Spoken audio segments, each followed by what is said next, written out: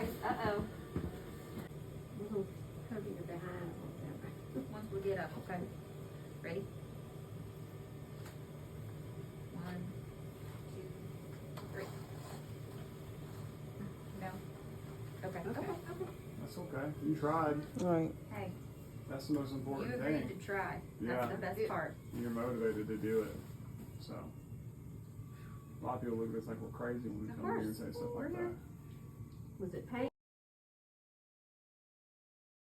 What's up, y'all? My name is Yvette. Welcome back to my channel. And for those that are new here, welcome. Long time no see, y'all. It's been a minute since I posted.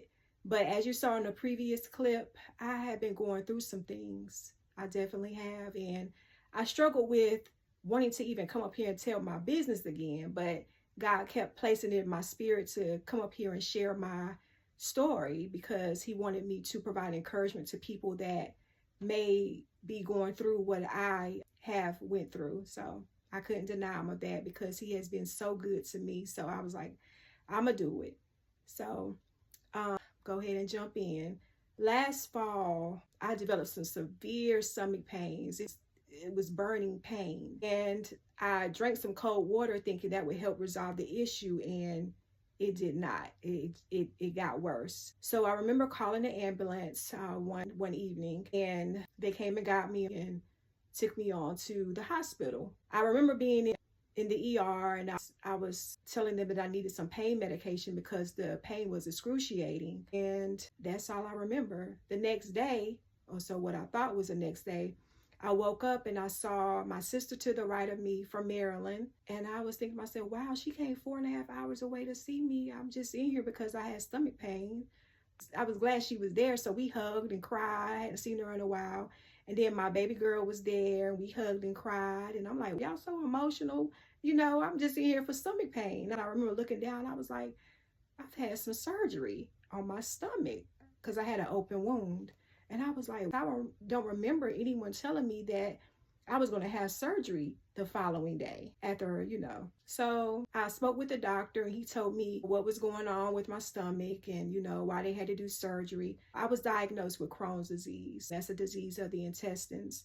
And as you saw in my previous videos, I went through cancer, breast cancer twice. So with the chemo and the immunotherapy, they did a number on my intestines. It made the Crohn's worse. So that resulted in me having to have surgery on my intestines. But as a couple days went by, and the nurses would come in, and the doctors, and they'd be like, my goodness, I'm so happy that you're feeling better. You look a lot better than you were looking when you came in. And I was like, well, dang, I wasn't feeling good, you know, but I'm like, that. So it just made it seem like I was just a bad case. And I was like, okay, you know, then I learned that I was in the ICU, and I was like, I'm in the ICU. I've never been here, you know, in the ICU before, you know, so I was dope off of medication. So I wasn't really processing what they were saying to me. I was just like, okay, well, thank y'all for taking care of me. So then one day my daughter came in, I'll never forget, it was on a Sunday. And she was like, Mama, she said, you don't remember what happened to you? And I said, baby, I remember my stomach was hurting, and I called the ambulance, and I came in, you know, and that's all I remember. She was like, Mommy, you don't remember talking to me the next day after they admitted you? And I said, no, baby. So she was telling me, you know, what we were talking about. And she said, Mama, you were saying, please help me, y'all help me. My stomach is hurting. And she was like, you remember what date you came in here? And I told her. She said, it's almost 2 weeks later. I was looking at her like, what? I said, what do you mean it's almost 2 weeks later? And she told me, she said, Mama, that day that I talked to you, the day after you came, you told me you were going to go to the bathroom and you would call me back. And she said, when you went to the bathroom, you had a heart attack and you passed out.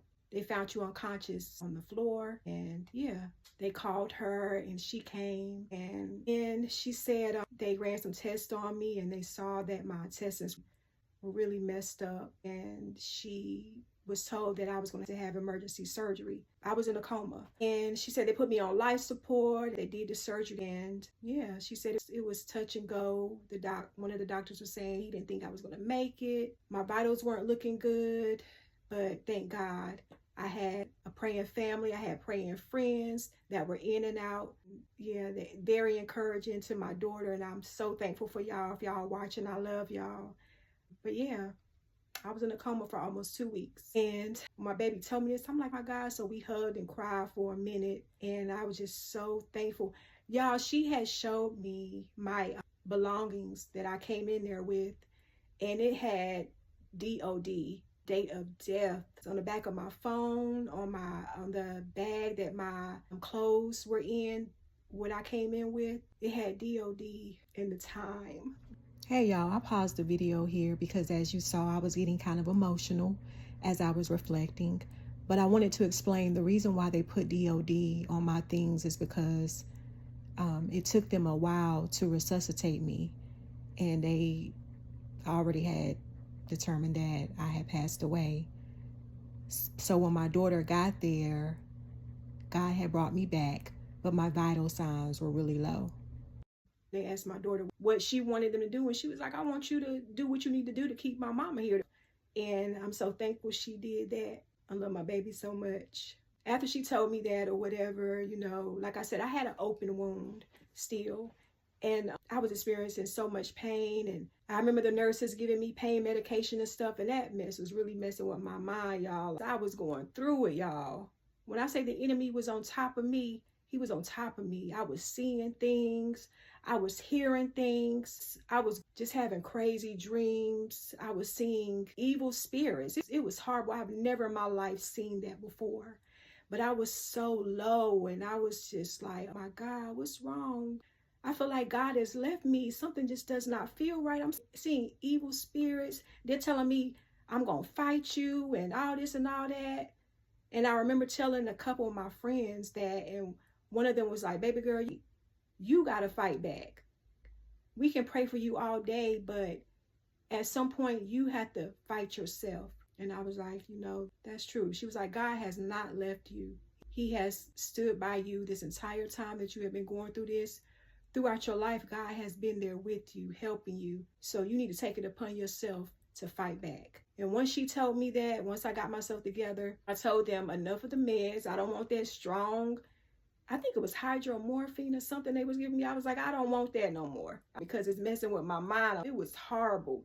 If my daughter and my sister was here, they would be like, man, let me tell y'all, she was going through it. So once I sobered up off that medication, I had another vision of seeing an evil spirit, and they were taunting me. I thought about what my friends said. I said, you know what, it's time to fight. So at that moment, I remember turning on some spiritual music, and I was just praising God and just reflecting on what he's brought me out of, you know, before. And I had no doubt in that moment that he was going to bring me out of this. As you saw in that previous clip, I couldn't walk. I couldn't sit up by myself. I could barely talk. I know y'all heard them asking me questions, but you probably couldn't hear what I was saying because my voice, due to the fact that I was incubated for so long, they thought that my vocal cords were really damaged and that I possibly was not going to be able to talk again. But God, they thought I was going to have someone to be with me, to live with me, to help me, you know, cook and walk and shower and stuff. But thank God, when I came home 2 months later, I was in the hospital for over 2 months. When I came home, I was able to walk on my own, take my shower. I was able to basically be independent again. But it was a blessing, y'all. It was really scary. But once I turned to God and started feeding myself spiritually, the stronger I became daily. Despite what the doctors were saying, I didn't pay any attention to that because I knew that God had the final say so. And going through all of that really reminded me that the devil will pounce on you at your lowest point. When he sees that you're not feeding yourself spiritually, then he's like, okay, yeah, she's an easy target right there. There's someone right there that I can put these negative thoughts in, and they're going to act on them because they're not spiritually strong. They're like a puppet to me. I can get them to do whatever it is I want them to do. But we have to fight back when we find ourselves in that situation. We have to. It really is important. And I'm thank God that I had friends around me to remind me to do that. There's a scripture at 1 John 5:19 that says, we originate with God, but the whole world is lying in the power of the wicked one. So we all can be affected by that power. But being that we originate with God, we have the source to defeat that power if it tries to come against us. So it's very important that we do, or we'll fall victim to that. Keep fighting, y'all. God got you. Like he had me, he got you too. You just got to believe it. Reflect on things that he has brought you out of that you didn't think you were going to make it out of. But yeah, that's it, y'all. That's my story, my abbreviated story. I hope this provided encouragement to whoever needed to hear it, and take care.